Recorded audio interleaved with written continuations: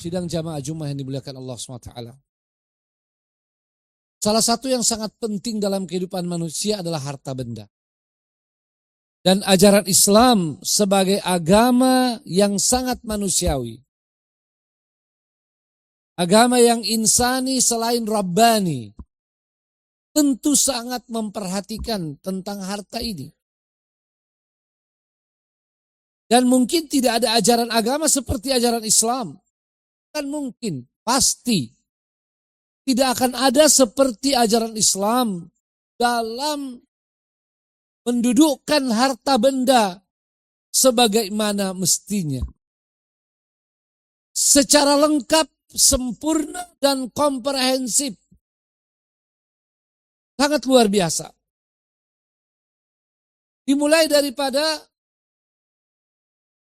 harta benda dalam Islam itu adalah merupakan salah satu dari pilar kehidupan. Allah SWT telah menjadikan kehidupan manusia tidak mungkin tanpa harta benda. Karena manusia memerlukan yang namanya sandang. Yang pertama memerlukan pangan, makanan dan minuman. Kemudian memerlukan sandang, pakaian. Dan memerlukan papan, tempat tinggal. Ini yang paling asasi, yang paling mendasar. Dan dalam ajaran Islam, ini adalah hak-hak yang mesti dimiliki setiap manusia. Wajib, baik bagi dirinya sendiri, maupun bagi walinya, untuk menyiapkan paling minimal itu. Makan, minum, pakaian, dan tempat tinggal.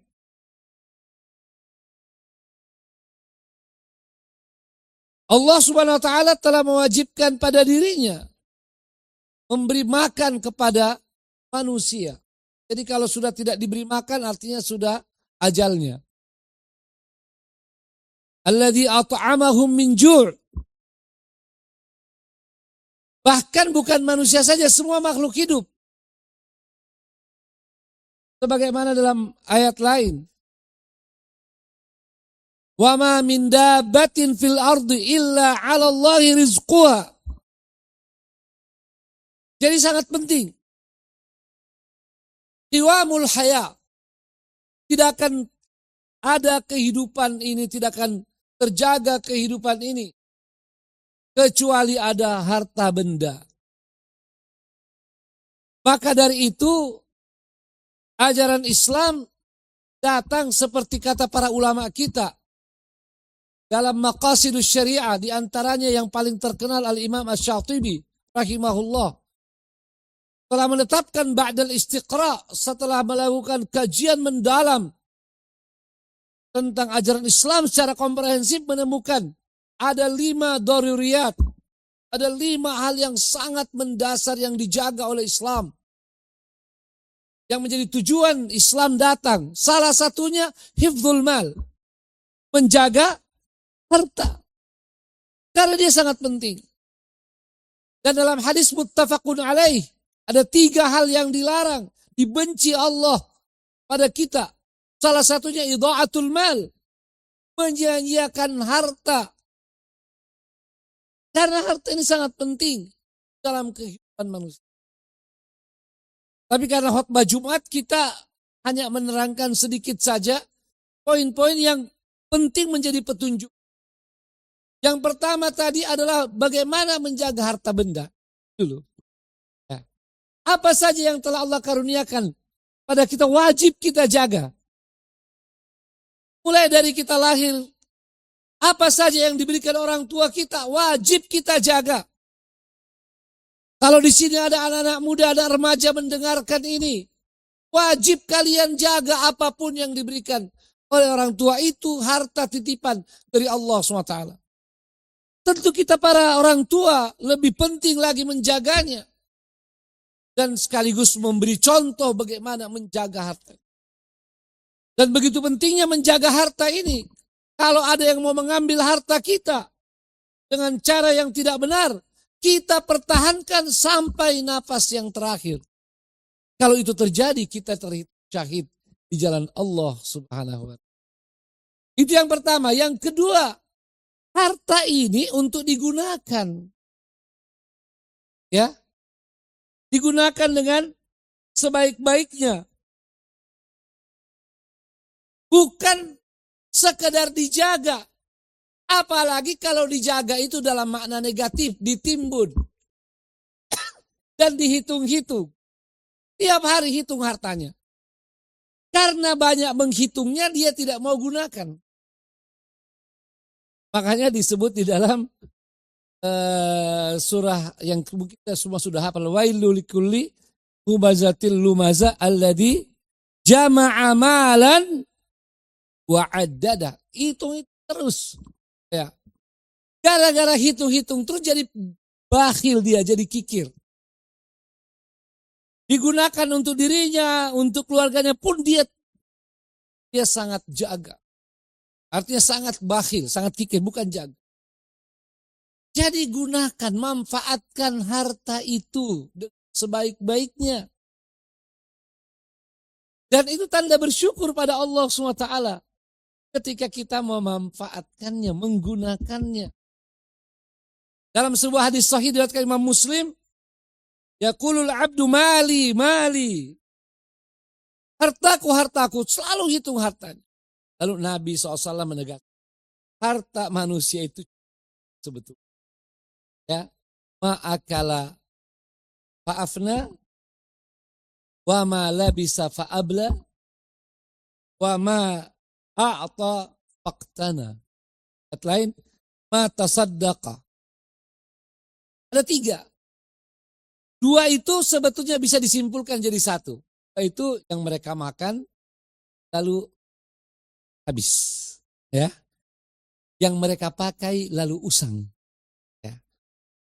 Yang mereka makan inilah yang paling mendasar, makan minum kita, dan ini setiap hari, bahkan dalam sehari bisa berkali-kali kita perlukan.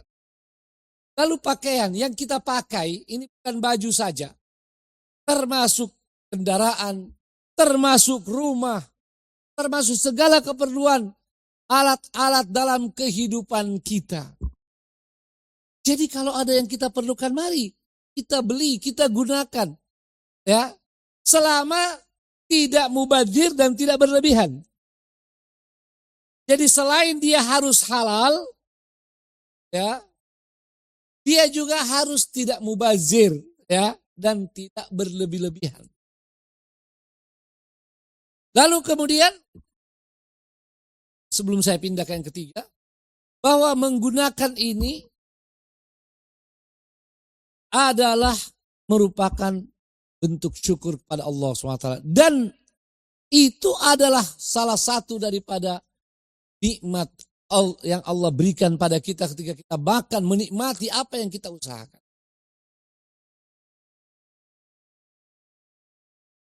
Jadi, itu yang kedua. Yang ketiga adalah harta itu yang dibelanjakan. Yang diinfakkan, mohon maaf. Karena bahasa Arab, kalau terjemahkan, infak bisa artinya belanja. Tapi kita terjemahkan bahasa Indonesia juga, infak, kita sedekahkan. Itulah harta kita. Jadi, manusia beriman yang sehat, yang cerdas, adalah mereka yang menggunakan harta yang telah mereka pelihara tadi, yang telah mereka upayakan tadi, dia gunakan dan dia infakkan. Itu saja yang menjadi hartanya. Ini ditegaskan dalam ujung. Ya, wa ma siwa dzalik fa huwa dzahibun wa tarikuhu nas. Apa yang selain itu? Selain yang dia makan dan dia pakai dan dia infakkan, selain itu hal, maka dia akan pergi dan dia akan menjadi milik orang. Akan menjadi milik orang lain. Maka dari itu, mari hadirin yang dimuliakan Allah SWT.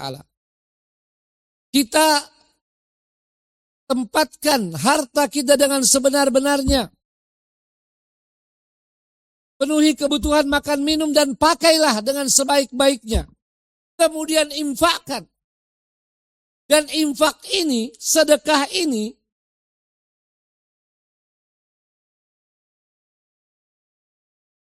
sumbangan di jalan Allah SWT ini, itu yang disebut di dalam hadis sahih tadi, itu yang kekal. Ya, itu yang kita miliki.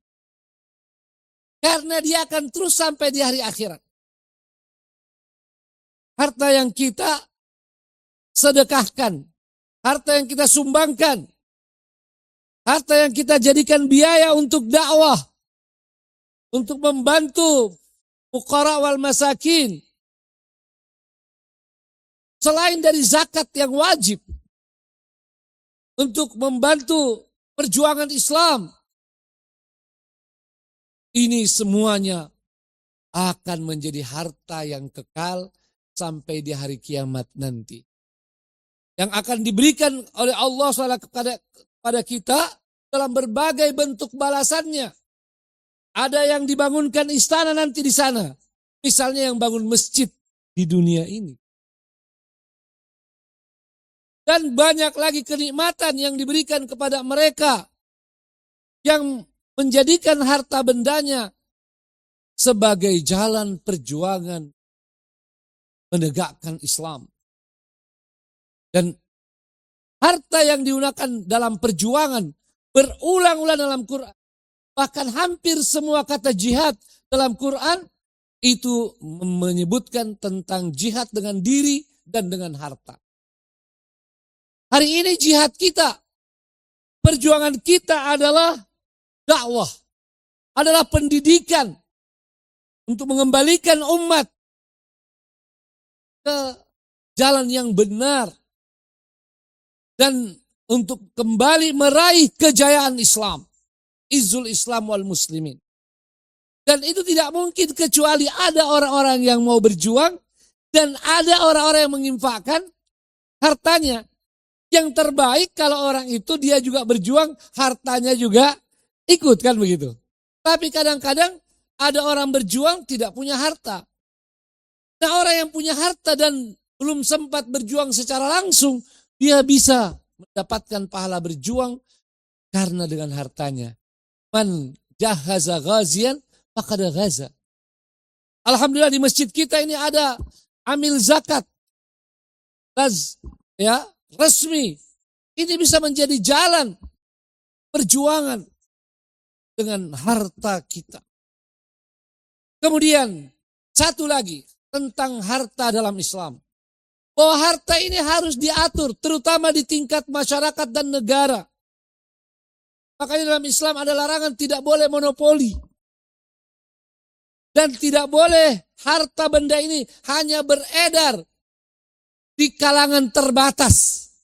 Jelas ayatnya, kaila yakuna dulatan bainal aghniya'i minkum. Itu jelas ayatnya. Harus ada pengaturan. Maka dalam masyarakat dan negara, peran pemerintah di dalam mengatur itu sangat penting. Islam telah memberikan petunjuk yang jelas. Mulai daripada pemerintah harus mengambil zakat dari masyarakat. Khudh min amwalihim sadaqah. Zakat pada asalnya dalam Islam adalah wajib dan negara boleh menghitungnya dan memerintahkannya. Ya tentu ini kalau di masyarakat kita di Indonesia mungkin menimbulkan polemik. Tapi alhamdulillah sudah ada Basnas. Ya, sudah ada Basnas, badan independen yang kalau diberi wewenang sampai kemudian menghitung zakat dari kaum muslimin tidak akan ada masalah. Sebab tidak diintervensi oleh siapapun, benar-benar untuk kepentingan umat. Tapi paling tidak ditimbulkan kesadaran tentang itu. Dari pemerintah selalu menyadarkan dan memfasilitasi Basnas, Lasnas, agar kemudian zakat umat bisa maksimal. Sehingga kita bisa memfungsikan harta ini termasuk mengentaskan kemiskinan. Negeri kita masih banyak orang miskin. Kalau negara secara langsung belum bisa mengatasinya, kita insya Allah bisa melalui zakat yang terurus dengan baik. Maka peran pemerintah bisa di situ. Tetapi sesungguhnya lebih daripada itu, pemerintah bisa melakukan ini. Apalagi ada pasal 33 yang jelas tegas bahwa harta benda, bahwa kekayaan alam, bumi, tanah, air, itu adalah milik negara, dikuasai oleh negara untuk dipergunakan sebesar-besar kemakmuran rakyat. Maka kalau ada pemerintah yang mencanangkan betapa pentingnya pemerataan kepada masyarakat, itu yang benar. Dan kita perlu mengawal itu. Perlu mengawal agar itu tidak digagalkan. Tapi kita perlu kawal juga agar benar sasaran. Jangan sampai niatnya baik, ya, pernyataannya baik, kebijakan umumnya baik, tapi pelaksanaannya buruk. Akhirnya juga salah sasaran. Kalau itu yang terjadi, maka balik lagi kepada monopoli kekayaan ini. Apalagi dikorupsi oleh oknum-oknum. Baik yang namanya pejabat maupun pengusaha. Kalau dahulu kita dengar yang korupsi cuma pejabat. Sekarang pengusaha juga berkolusi untuk sama-sama rampok kekayaan negara, kekayaan rakyat. Tentu perlu kesadaran dari kita semua. Tidak boleh kita biarkan praktek-praktek seperti ini yang telah berlangsung sekian lama. Dengan cara kita bersuara. Tidak boleh melakukan tindakan sendiri, main hakim sendiri. Tapi bersuara adalah kewajiban kita. Kalau umat bersama-sama bangkit, bersuara, gerakan-gerakan besar untuk kembali menerapkan pasal 33. Maka insya Allah itu dapat kita wujudkan. Dan di negeri kita sudah punya pengalaman bagaimana arus besar masyarakat, gerakan besar rakyat, masyarakat itu bisa mempengaruhi keputusan penguasa. Maka ini mudah-mudahan menjadi masukan buat kita tentang bagaimana harta ini yang menjadi kewajiban, mana yang dititipkan Allah pada kita semua. Barakallahu li walakum fil Qur'anil azim. Wa nafa'ani wa iyyakum bima fihi minal ayati wa dzikril hakim. Aqulu qouli hadza astaghfirullah li wa lakum wa lisairil muslimina min kulli dzamb fastaghfiru innahu huwal ghafur. Alhamdulillahilladzi hadana li hadzal din wa ma kunna linahtadiya laula an hadanallah. Asyhadu an la ilaha illallah wahdahu la syarikalah wa asyhadu anna Muhammadan abduhu wa rasuluh la nabiyya ba'dah. Allahumma salli wa sallim wa barik ala asyrafil anbiya al-mursalin wa ala alihi wa ashabihi wa man tabi'ahum bi ihsanin ila yaumiddin. Ya ayyuhalladzina amanu ittaqullaha haqqa tuqatih wa la tamutunna illa wa antum muslimun. Mari terus meningkatkan ketakwaan pada Allah SWT. Salah satunya jangan lupakan saudara kita di Palestina. Saudara kita di Gaza yang masih mengalami genosida. Mari jangan berhenti memikirkan mereka, mendoakan mereka, menyisihkan sebagian harta kita untuk mereka, bersuara untuk mereka. Apakah kita tega? Sudah hampir 3 tahun, tiap hari saudara kita dibunuh, dibantai, genosida masih berlangsung. Mengapa kita tidak bersuara? Mengapa kita tidak lagi mengangkat, tidak membicarakan tentang Palestina, tentang Gaza ini? Mereka adalah saudara kita dan kita adalah orang-orang yang beriman. Innamal mu'min ikhwah. Maka dari itu, Diharapkan kita terus memperhatikan, memberikan sumbangan, termasuk doa-doa kita. Kunut nazilah tentang Gaza belum dihentikan. MUI telah menyampaikan fatwa itu dan sampai saat ini belum diminta dihentikan. Jangan berhenti untuk kita berdoa, menyumbang, bersuara untuk Al-Aqsa sampai genosida terhenti. Bahkan seharusnya sampai Palestina merdeka penuh. Sebagaimana ini pernah kita berhutang budi. Dan mari kita banyak berdoa. Maha kuat, yang maha kuasa. Mereka ditolong oleh Allah SWT dan kita semua. Kita istiqamah dan menjalani kehidupan yang terbaik di mata Allah Subhanahu wa ta'ala. Allahumma ghafir lil muslimina wal muslimin wal mu'minina wal mu'minat al ahya'i minhum wal amwat innaka sami'un qaribun mujibud da'awat ya qadiyal hajat. Allahumma a'izzal islam wal muslimin, Allahumma a'izzal islam wal muslimin, Allahumma a'izzal islam wal muslimin, Allahumma ansuril muslimina fi kulli makan, Allahumma ansur ikhwanana al muslimina fi Gaza wa fi Palestina kulliha wa fi kulli makan ya arhamar rahimin. Allahumma alayka bil yahudil ghasibin al qatala wa man awanahum ya qawiyyu ya matin. Allahumma shattit shamlahum wa farriq jam'ahum wa mazziq dawlatahum waj'al tadbirahum fi tadbirihim ya qawiyyu ya aziz. Allahumma rabbana atina fid dunya hasanah wa fil akhirati hasanah wa qina adzaban nar. Ibadallah, Allah ya'muru bil 'adli wal ihsan wa ita'i dzil qurba wa yanha 'anil fahsya'i wal munkari wal baghi ya'idzukum la'allakum tadhakkarun. Fadhkurullahal 'aliyyal jalil yadhkurkum washkuruhu 'ala ni'amihi yazidkum wa la dzikrullahi akbar.